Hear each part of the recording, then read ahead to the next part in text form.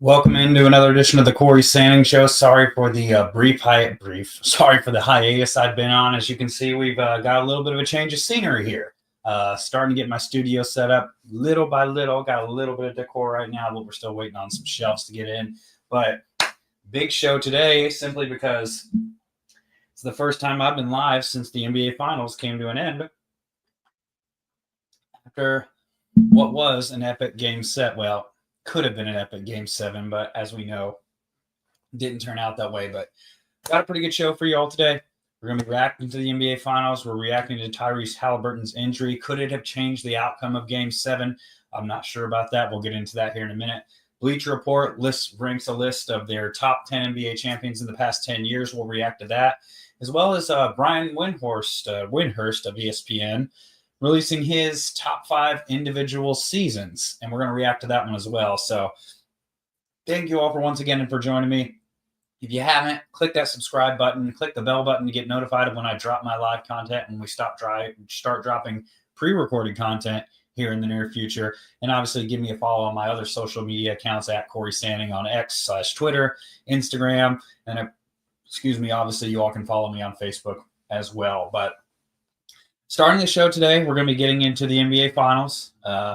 NBA season's come to an end, unfortunately, but at the same time, it's getting near to football season, so that makes me a very happy man. And before we get into anything, obviously today's sponsor is Clean Eats. It's the shirt that I'm wearing today. It was obviously the shirt that I wore during my workout, so might not spell the best, but none of you can smell through the computer, so I'm not really worried about it. Clean Eats, it's not a diet, it's a lifestyle. If you're looking to shed down a little bit, which I'm kind of struggling with right now. Been struggling with the diet lately as I've adapted to the new office environment that I'm in as well. But welcome in, one and all.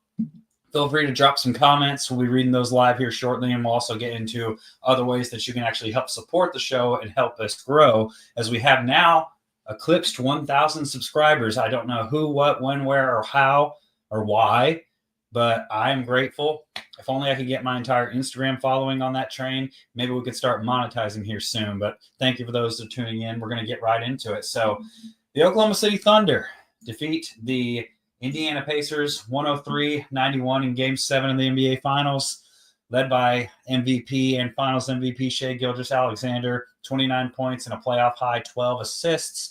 Obviously followed by, I believe it was 67 points combined between he, Jalen Williams, and Chet Holmgren, as the Thunder clinched their first title in franchise history. And cap off really what was a historically great by the numbers regular season. They won 84 games total, including the playoffs. They did go to 7 games twice, which I know a lot of you are bringing up as a way to discredit this team, even though they were clearing away the best team from October, and the team that everyone thought would win the championship finally actually happened. Well, I guess it's happened 2 years in a row now that Boston clinched the title last year. But overall, it was a close game throughout the first half. Thunder stepped on Indiana's throat. And we'll pull up a little bit of numbers right here as I dive into the analytics of this game, because honestly, Oklahoma City, and I apologize to you all who are watching me look up numbers on my phone. I should have done this sooner, but I'm trying to get this show on the road. So, Oklahoma City, NBA champions for the first time. Sam Presti's faith finally pays off. After so many years of being arguably the best GM in all of pro basketball, the Thunder have got a wealth of assets ahead of them. I believe they have 5 first-round picks in the near future, already with a loaded roster as we see it. And they're just getting started. Obviously, we've lamented about how good of a defensive team they were. They struggled at times shooting the 3 in these finals, but they were obviously able to break through and hit some when they mattered most. Lou Dort, that moon ball was a thing of beauty. I mean, he shoots high arcing anyway. And the Pacers put up a valiant effort. You can't really discredit them for being there. I mean, I personally had moments this series, this playoffs, where I've questioned how Indiana's gotten to where they are, because if I really look at it from 1 through 15, I don't think Indiana was the second best team in the NBA this year. Obviously, you're going to sit there and say, oh, Cory, but they made the finals. Yeah, I mean, we can really expect the New York Knicks to blow a 9-point lead with 50 seconds left to go at home again. Well, maybe, but that doesn't typically happen. And it definitely doesn't happen with a guy like Aaron Nesmith hitting 5 threes in what seemed like 50 seconds. I mean, if you go Reggie Miller, Tracy McGrady, then you have a little bit of an argument because those are obviously all-time great players. T-Mac, some would argue not, but individually there was hardly anyone better than him for his day. But Thunder clinched the NBA title. And I accidentally just did the wrong thing, so forgive me. Thunder clinched the NBA title. Shai Gilgeous-Alexander completes a regular season in which he was named the scoring champion at 32 points a game. He was the regular season MVP. He was first team All NBA, and he was the NBA Finals MVP. First time that's actually happened since I believe it was Michael Jordan in 1998. First time that a player has won Finals MVP and MVP in the same season since LeBron in 2013. So hell of a regular season. I still remember covering him in college, something that I will flex about to the end of my days because I had no idea this was coming. I knew he'd be good, but I didn't know he'd be this damn good. Jalen Williams caps off a great season in which he was third team All-NBA, second team All-Defense, and a first-time All-Star, and dropped 40 points in the pivotal Game 5 in Oklahoma City to swing the series in Oklahoma City's favor. Obviously, that was a 2-point game with right around 7-8 minutes left. If Indiana had stolen that game like they did many times throughout the postseason, and they did in Game 1, who knows what would happen because they won Game 6 in blowout fashion. But getting into Oklahoma City, the main question I think a lot of people have now is are we entering a dynasty for the Thunder? And we've had different NBA champions each year the past 7 years. That's the first time I believe that's happened. It could be the first time it happened in NBA history. I got to brush up on my knowledge a little bit. Obviously, I've been a little rusty. I've been off the show for about a week and a half. But in terms of defensive numbers, if you just look at it, obviously, crazy enough as it is, the Indiana Pacers were the second-ranked defense. Well, this is just going on throughout the playoffs. Oklahoma City was ranked 1. Indiana was ranked 2. Obviously, Indiana was 15-8 in the postseason, 16-7 for the Thunder. Defensive rating of 105.7. Indiana's defensive rating was actually 112.7. So props to them for playing together basketball when it mattered most. But ultimately, what we're going to get into here in just a second is what ultimately overshadowed what could have been an epic Game 7. But dynasty.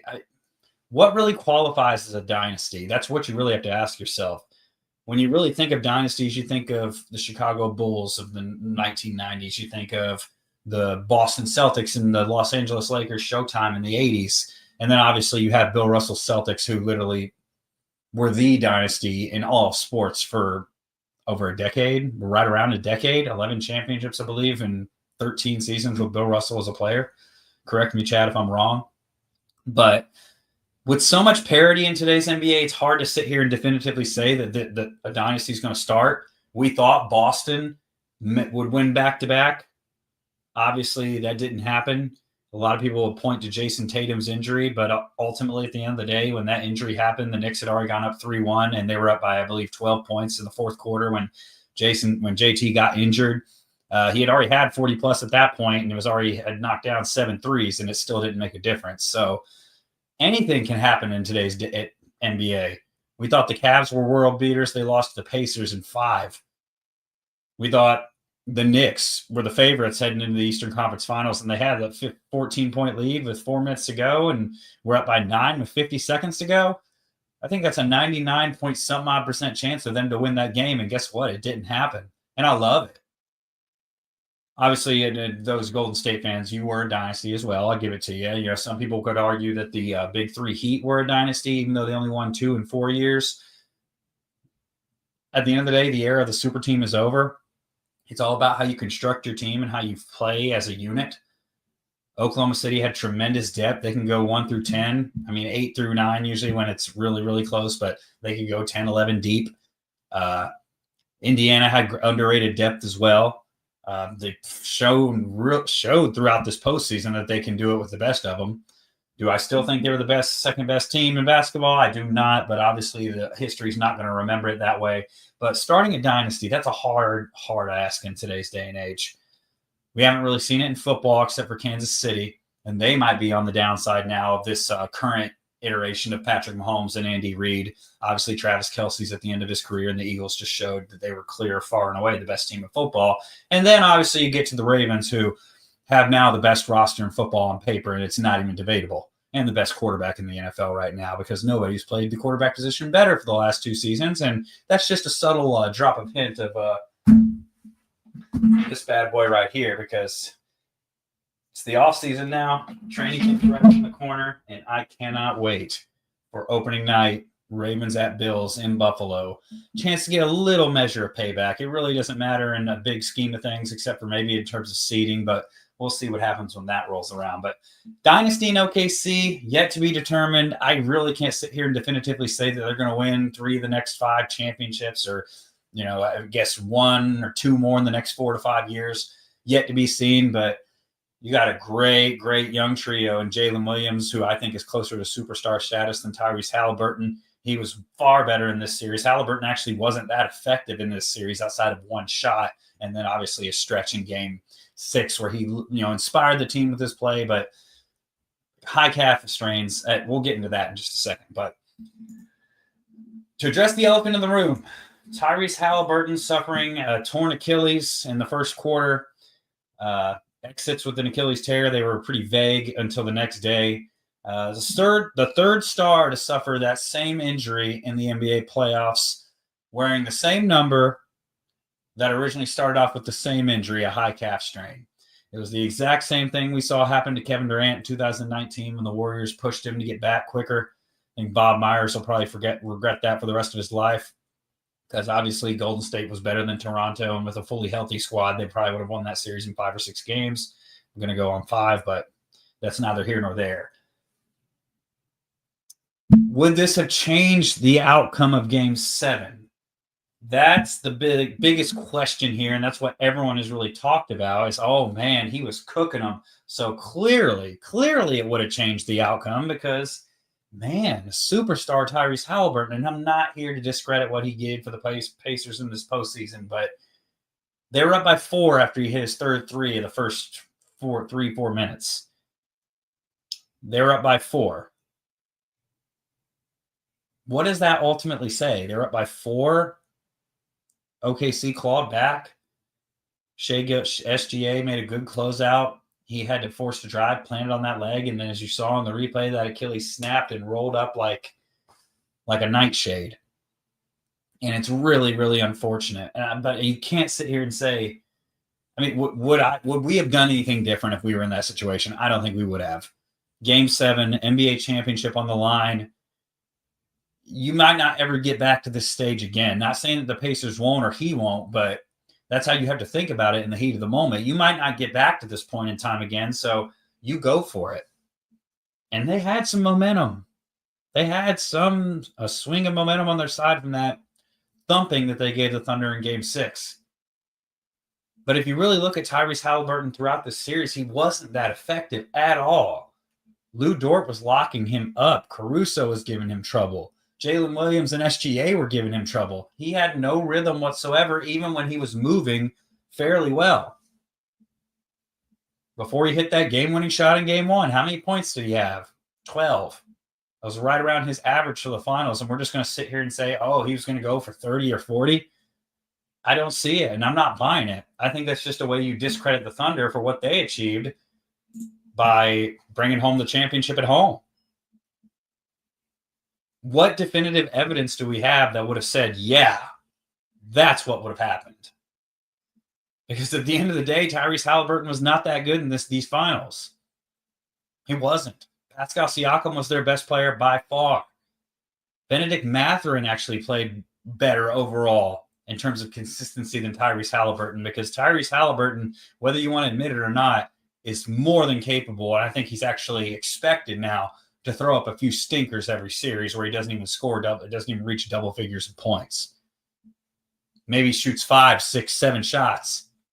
And even when he was being aggressive, shooting more often, aside from that stretching at the beginning of Game 7, he was not that effective. So it's hard to definitively say that the Pacers would have won, because I'm just going to sit here and say it. Sorry, Rick Carlisle. It didn't go your way this time. You weren't able to coach an inferior team to a championship like you were in 2011. Rick Carlisle is a tremendous coach. If the Pacers had pulled this off, I think he would have deserved a bulk of the credit. I mean, he tried to use that little bus motivation ahead of Game 7 to motivate his team, and maybe that. I mean, It's Game 7 of the NBA Finals. If you need any added motivation, then clearly you're in the wrong place. That's all I can really say about that. But ultimately, the better team won. You can sit here and disagree with me all you want, but numbers never lie. And the numbers say OKC wins series 4-3. And if it wasn't for a collapse in Game 1 and Tyrese Halliburton hitting a hell of a shot, would have been over in 6. Or could have even been over in 5. Because ultimately, at the end of the day, OKC wins 2 at home. They win 1 in Indiana, come back and win Game 5 with Jalen Williams dropping 40 points. Did Tyrese Halliburton drop 40 points in an NBA Finals game? Didn't even come close. Oh, but he was hurt. If you're out on the floor, there's no excuses. And I really hate it for him because he's probably going to miss all of next season. And it's going to hit Indiana's chances of a championship hard. Same with Milwaukee and Dame. Same with the Celtics and Jason Tatum especially. Because they're built to win now, even though they did just trade Porzingis, which I think was a win for both sides. And they did get rid of an older Drew Holiday. So they're built to win now. But so are the Thunder.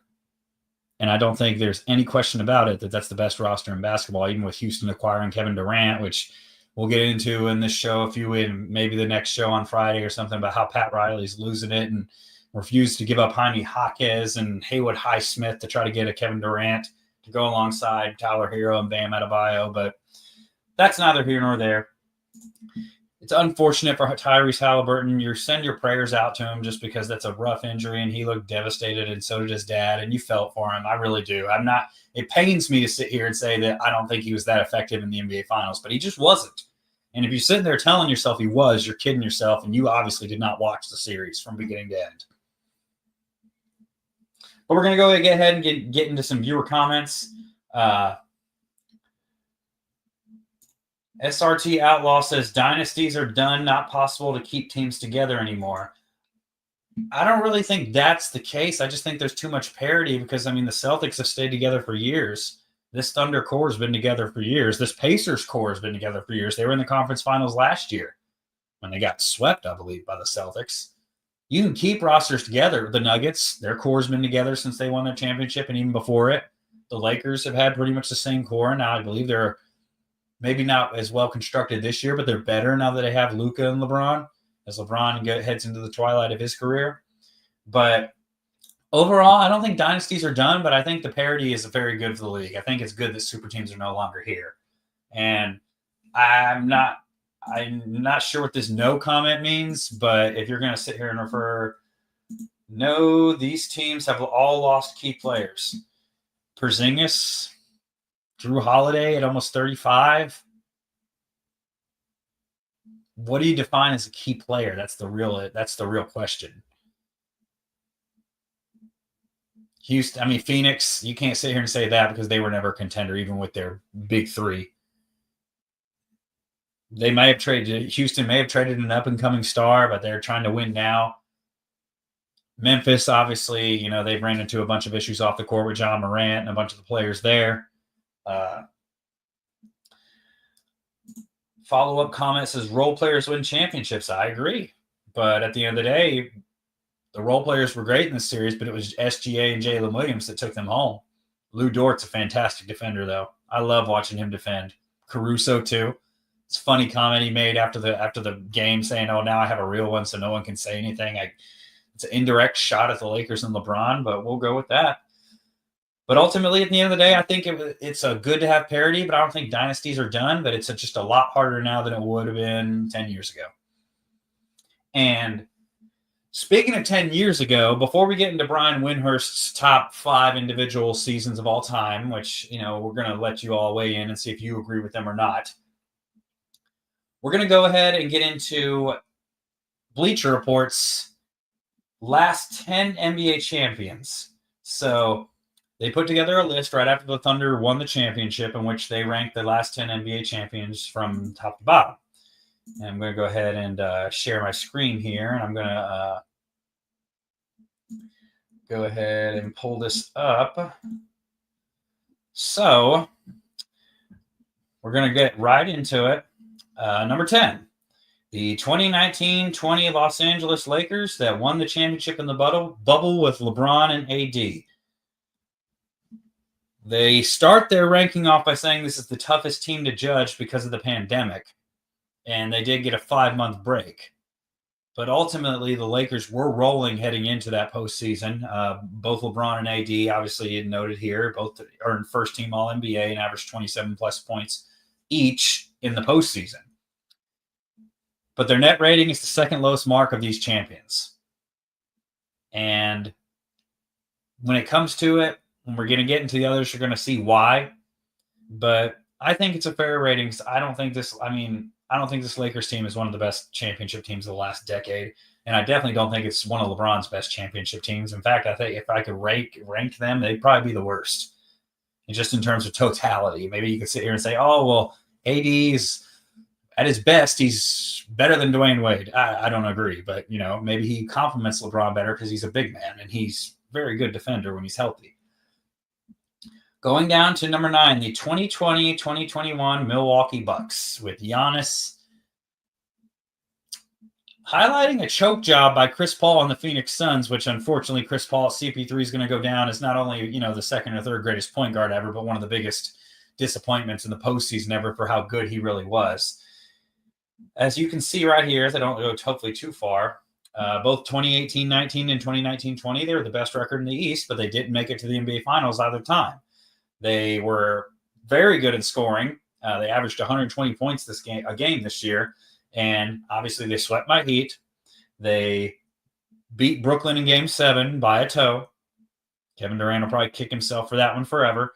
And then they obviously went through the Atlanta Hawks in the conference finals. I don't think anyone ever took them that seriously. And then came back from down 0-2 against the Phoenix Suns to win the franchise's first championship in over 50 years. And obviously Giannis, the homegrown star, Chris Middleton, the homegrown sidekick, who unfortunately is no longer there, did their thing, and it was a great moment. Giannis dropped 50 in that closeout Game 6. It's one of the best performances I've ever seen in a finals game, especially in a closeout. At home, it was great to see, and the fans of Milwaukee really deserved it. I think that's a fair rating. Number 9, wouldn't take them over the other teams in this list, but I think that's pretty fair. Number 8, we're going to go with the 21-22 Golden State Warriors, which Steph Curry, when he took home his first finals MVP. The reason that I think that this team is among the elite here is because they did exactly what so many people said they couldn't do after Kevin Durant left, was get back to the mountaintop, because remember, it was, they probably wouldn't have beaten LeBron and Kyrie again if it wasn't for KD joining that team, but they were carried by defense. Draymond Green was still great defensively. They had the league's best defensive rating and second lowest effective field goal percentage. So that means they were contesting shots at a very, very high rate, and teams weren't shooting good against them. Opponents averaged the second fewest assists per game against them, so they were really, really picking apart the passing lanes and limiting the opposing team's ball movement, which is really, really what ultimately stifled the Celtics, who actually went up 2-1 in that series. And obviously with Golden State, Steph Curry going nuclear in Game 4, and then obviously them closing them out. And heck, that blowout win in Boston in Game 6 when he points to the ring finger, which it was number 4 for him. It's a very memorable moment, and you obviously saw the emotion from him after and realizing that he finally got it done, even though I would argue that he was probably the finals MVP in 2015. If we're going to go off of picking the MVP on a winner, obviously LeBron averaged 36, 13, and 9 that series. So, I mean, the guy that held him to that was the finals MVP. Get out of here with that. Number 7, the 2022-2023 Denver Nuggets, and this is a pretty painful one for me considering that they beat my Heat in 5 to win that championship. Maybe they were lucky just to be there because they were the 8th seed, but Jokic, man, he took that MVP slate personally. He was unstoppable in that postseason. He was hitting crazy shots against the Lakers that not even Dirk hit in his 2011 playoff run, which was not the greatest finals run ever. Just pointing that out. But he got buckets, and Jamal Murray was playing like a superstar. He hasn't really done that since then, except for maybe against the Lakers a few times, but they had knockdown shooters, floor-stretching bigs. They had the best effective field goal percentage in the NBA because of Jokic, because he's the best big man since Shaq. And obviously, rolling to the championship with a 16-4 record in the playoffs, they swept the Lakers in the conference finals, and then they gentlemen swept my Heat. And obviously, if it wasn't for a big fourth quarter from, of all people, Gabe Vincent and Duncan Robinson, it would have been a sweep. because none of those games in Miami were close, and they were deserving champions. And I can't really argue with them on this list because they were dominant in that postseason. But we're moving on to the next one. That is the 2018-19 Toronto Raptors. Now, this is where I think I don't know if I could really agree with this one. Honestly, I could see them switching the Bucks for this team, switching the previous rank or the good Warriors for this team. Yeah, it was great. They were deep. They were efficient. They had a memorable postseason run, especially, that Game 7 shot against the 76ers. That was the luckiest shot ever hit in the history of basketball. They had most improved player, Pascal Siakam. He was a big part of the reason that the Raptors won that series, but it took Kevin Durant not playing and then tearing his Achilles and then Klay Thompson tearing his ACL for them to win this championship. So, yeah, Kawhi averaged 31 points throughout the playoffs. They beat the top seeded Bucks after going down 0-2. And then obviously they beat the Warriors, but their argument is the high level of competition boosts the Raptors over the 21-22 Warriors, and I really don't agree with that. I really don't. That 76ers team was great, but we know Joel Embiid's shortcomings in the postseason. They still had Jimmy Butler at that time, which has made it a plus. Obviously the Bucks, but competition when the Warriors weren't even 100% going into that series, and we didn't even think Kevin Durant would play. The only reason he played was because they kept pressuring him to come back. He tried, and look what happened to him. He ended up missing a year and a half, I think, if not longer.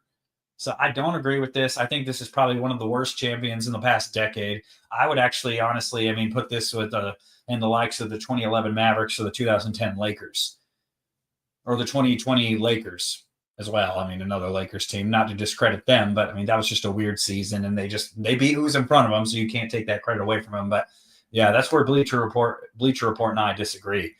Number 5, the 27-18 Warriors. Not really much to say here. They did what they were supposed to do. They got fortunate to sweep the Cavs. I think they would have gentlemen swept them had they not overturned that charge in Game 1 and J.R. Smith not lost his mind. But what else can you say? That they were blocked the most shots in the league. They allowed the NBA's third lowest field goal percentage, and they dealt with a lot of injuries, which is why they only won 58 games. But they still ran through the postseason, 16-5. And ultimately won the championship. Obviously, the Rockets helped them with Chris Paul going down after they went up 3-2 and James Harden doing what James Harden does in the postseason. But I can't argue with this. I can't argue with this ranking. That's pretty solid. Now we're moving on to number 4, and that's last year's Boston Celtics. And I firmly agree with this ranking because it was just an all-around fantastic team. Jason Tatum, Jaylen Brown, both all-star wings, both all-NBA wings, all defensive honorees, and Derek White and Drew Holiday when he still could play top-flight defense. They handled everybody. They went 16-3 overall in the playoffs. They never dropped more than one game against the Heat, against the Cavs, the Pacers in the conference finals, who they obviously swept, and then obviously beating Dallas in the finals and making Luka Doncic look slow, out of shape, and like one of the worst defenders we've ever seen as a first superstar in NBA history. Can't really argue. They were deep, well-constructed, and they had 2 superstars who, honestly, it was give or take who was going to be the finals MVP. They decided Jaylen Brown made more big plays at big moments, even though Jason Tatum obviously averaged more points. But I can't argue with that one. That's a pretty solid ranking. Number 3, we're going with the 2015-16 Cavs, who obviously need no introduction. I remember this series like it was yesterday because I remember the Warriors going up 2-0 in dominant fashion. I was just like, yeah, it's over. What can you even say? This Cavs team, I think I actually even tweeted it out in the heat of the moment that they didn't even belong on the same floor with the Warriors. Then Klay Thompson makes the epic mistake of poking the bear, and I don't know why you would poke a bear when he's the second greatest player in basketball on the other side. Put together arguably the greatest 3-game stretch in NBA history, 41, and then 27 point triple-double in Game 7.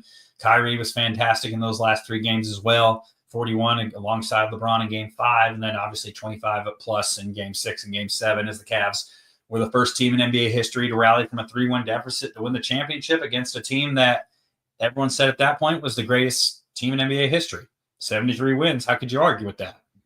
but it don't mean a thing without the ring. And they weren't, I think they would have been higher on this list. I might have them a spot higher simply because of the totality of the moment, but they didn't lead the NBA in any major statistical categories, as this article points out. They had a plethora of top 10 rankings, and they were the third best in offensive rankings. I mean, they did sweep the Pistons and Hawks, and then they obviously beat the Raptors in 6 after going up 2-0 and shocking the Warriors in what's the greatest NBA Finals in the history of the game. I can't argue it, but ultimately, at the end of the day, I would have man, it's hard to say it because, I mean, obviously the number 2, they've got this year's Thunder. And the reason they have this year's Thunder, not only did they almost win 70 games, so they were dominant defensively. Obviously, you have a youngest team in the league, shattering norms. I think this is the youngest team in NBA history to win a championship. And if not, it's damn near close. They were ridiculous in length. They led the NBA in steals, turnovers forced, defensive rating, and they had top 3 finish in offensive rating too. And obviously, they swept the Grizzlies, went to a 7-game battle against the Nuggets. But I think what they're really mostly taking into account here is just their all-around depth in the way that they play defense. That Cavs team was top 10 in all statistical categories, but I think this more so is going off of the statistical aspect of it because a lot of these columns mention that. But if it was me, I think I would have changed the rankings. I would have put Cleveland at number 2 just based on the totality of the moment and what they overcame. This Thunder team overcame a lot as well, but it's hard to put a team at number 3 behind this young of a squad when they pulled off the greatest feat in NBA Finals history. So, obviously I'll respond to some of your comments about this in a second, but number 1 needs no introduction, and I think everyone knew this was coming. The 16-17 Warriors, best team in NBA history, most talented team assembled. They went 16-1 throughout that playoffs, were 1 win away from having a perfect postseason. And they were the only team outside of the 01 Lakers, I believe it was, when Allen Iverson had the 48-point game in game 1 to go through a postseason like that. They were obviously Durant, Curry, and Green, who was an all-defensive pick. Klay Thompson is the third offensive option. I mean, I'm reading the numbers right here. 67-15. They probably could have had a better regular season record, but they were obviously stood atop the league in offensive rating, effective field goal and true shooting percentage, assists, blocks, and steals. Their defensive rating only trailed that 61-win Spurs team, who, if Kawhi Leonard hadn't got hurt, maybe they would have lost 2 games in that postseason. And then obviously Kawhi forced his way out of San Antonio. But obviously I think that that's the best team ever assembled. And obviously when it comes to it, I think they got it right for the most part. I disagree with the rating of the Raptors. I would switch Cleveland and OKC at 2 and 3. But obviously the 16-17 Warriors are the best team ever. And if you argue otherwise, I mean, the only team you have really a chance to argue with is the 96 Bulls. But do they have the offensive firepower to keep up with those Warriors? I don't know if they do, even with the greatest player ever. Because we know Scottie Pippen, heaven forbid, is not going to average anywhere from 22 to 30 points a game in an NBA Finals. But that's a topic for another day. I think they got it right for the most part, but obviously I would have made some tweaks. But we're going to respond to a little bit more comments before we get into Brian Windhorst, which throw the whole list away. Sorry, I don't agree with that. That's a really good list except from a few picks. And I'm sorry, Cleveland's not number 1. Yeah, the feat was awesome, but that 16-17 Warriors team would mop the floor with that Cavs team. That Cavs team the next year was actually better than that 16 team offensively. They might have been a little bit less on the defensive end, but ultimately at the end of the day, you can't take that into account when we're ranking the best NBA champions over the last 10 years because nobody's beaten that 16-17 Warriors team, including the 96 Bulls. So that's the way I view it. Obviously, some people think different. But we're going to get into another topic of discussion, and that's with good old Brian Windhorst. Brian Windhorst went on ESPN. Obviously, you see with Danny Green, Kendrick Perkins, and Zach Lowe. If I got that right. Hopefully I didn't. Hopefully it's not George Sedano. And these are his most impressive individual seasons ever. Number 5, we got Shaq in 2000. Led the league in scoring. Was the MVP. Was the finals MVP when he averaged gaudy numbers. I believe it was 36 and 15 among all else. Solid. Maybe he could have been ranked a little higher, but we go right to number 4, and that's Shai Gilgeous-Alexander this past year. And SGA is the only person since Michael Jordan who did it 4 times, actually, and Kareem in 71, and Shaq, to win the scoring title, win the regular season MVP, win the finals MVP, and then take home the championship. What else can you really say about him? Nobody could stop him. He was an impeccable leader on and off the floor. You saw the way he handled his post-game interviews, especially as a young guy. It was thoroughly impressive. And he took us back to when the league was dominated by the mid-range. He could shoot some threes, but he wasn't the most effective three-point shooter. Maybe the most effective mid-range jump shot since MJ. I know some of you will say Sean Livingston, but come on, what are we talking about here? Sean Livingston and the likes of these. I'm fine with that. If you could switch Shaq and SGA at 4 and 5, I think it'd be a conversation to be had. But ultimately, at the end of the day, we get into number 3, and that's LeBron in 2013, when he was at the peak of his powers, both physically and mentally. Well, some people would argue 18 and 16, he was more cerebral, but 2013, LeBron had no weaknesses. Averaged 26, I believe, right around 8 and 8. Was a first team all defensive selection. Was robbed of Defensive Player of the Year. I don't think that's a same situation we have with Josh Allen and Lamar with MVP. I don't see how you give a second team all defensive guy the Defensive Player of the Year. No disrespect to Marc Gasol, and he was 1 vote away from having a unanimous MVP that year too, which if it wasn't for some Boston Globe writer who voted for Melo of all people, pardon me, throat's a little dry.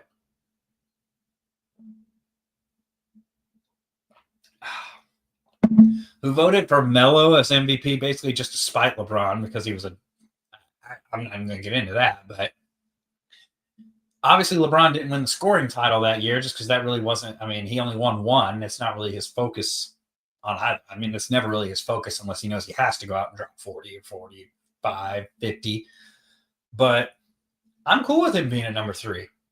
Obviously, I don't think you can put it above Kareem at number 2 just because of everything that he accomplished. Now, granted that, the competition wasn't as stiff back then, but Kareem was MVP, scoring champion, finals MVP, led the Bucks to their first championship, had Oscar Robertson playing beside him.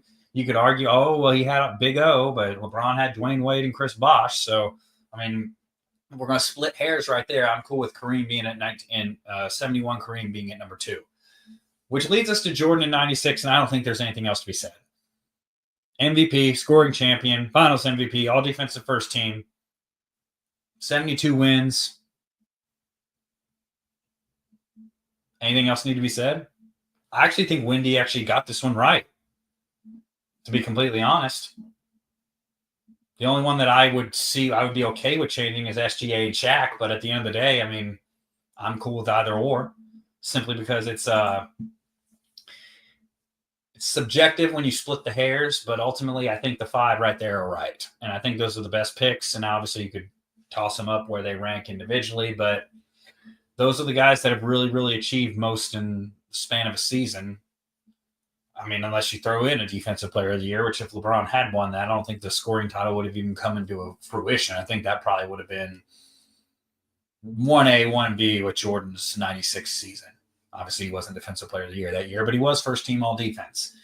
I believe Defensive Player of the Year that year was it Gary Payton. I don't believe it was Gary Payton, but I had to go back and fact check that. Which we're going to divert away from sports just for a second. And this is something that if you are from the East Tennessee, Southeast region, you are probably all too familiar with what I'm about to talk about. So, the alleged ringleader in the 2007 torture slayings of Shannon Christian and Chris Newsom, LaMarcus Davidson, was back in court today, as you see him right there, to try to appeal his death penalty sentence in an effort to, it's been 18 years since the crime happened, in an effort to I guess, live the rest of his life in a maximum security prison.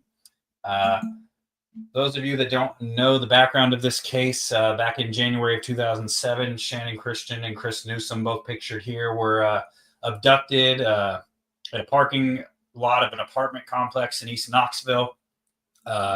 They were taken back to a seedy rental house on Chipman Street because instead of just jacking the car like Davidson had planned, he and his group of homies, I guess they decided it was a good idea to kidnap and to steal the people too. And they were both taken back to the house. They were both raped multiple times. They led Chris out to the railroad tracks during a cold January night, shot him 3 times, doused him in gas, and then set his body on fire. And then obviously Shannon was held captive for 12 hours while she was raped and tortured in every single way possible. Bleach poured down her throat, stuffed in 5 trash bags, and then left to suffocate in a trash can, leaving behind a mountain of evidence as these people tried to, I don't know, run off, and even though they left their DNA and all kinds of things behind. But Davidson was back in court today attempting to, I guess, put the family through even more hell than they've been through for the past nearly 2 decades. I don't know what grounds of appeal. I forget what case that his attorney was citing in terms of saying that this deserves to be overturned. Obviously, remember there were the retrials in the early 2010s due to Knox County Judge Richard Baumgartner being inebriated on prescription pills during the course of the trial. And it actually turned out that he was exchanging sexual favors with an inmate to get his drugs. And he ended up actually being disbarred before his death later in that decade. And Davidson was not among the retrials because the evidence was overwhelmingly against him, that he was the guy that organized this whole thing. It was his DNA that was found on Shannon. It was his DNA that was found on the trash bags. It was his DNA. I'm not even going to get into any more of the details, but he was the guy. He was the ringleader. He was sentenced to death. He was the only one of the 5 to be sentenced to death.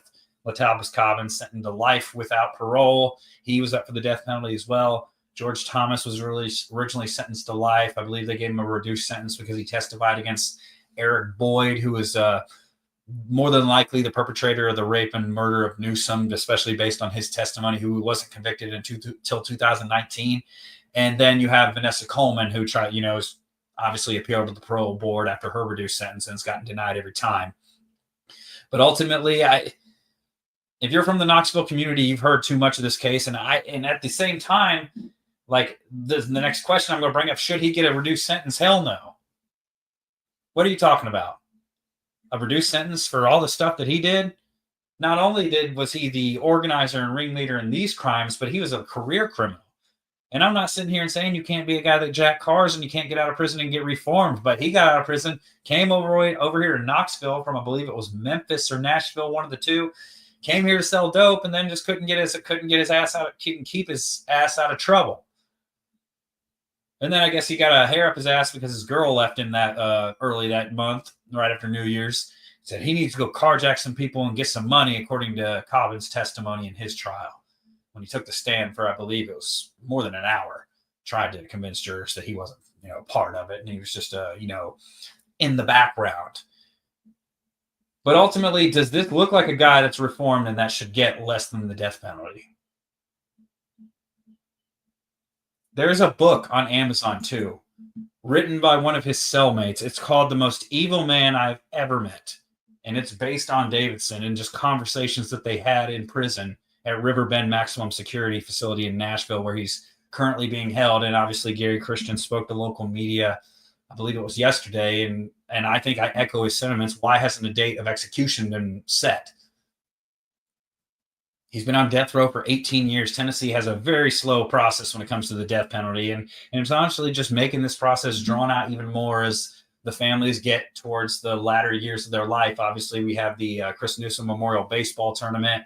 There's a memorial ride set up for Shannon Christian in her honor. I think they've given away 43 scholarships to Halls High School in Chris's honor.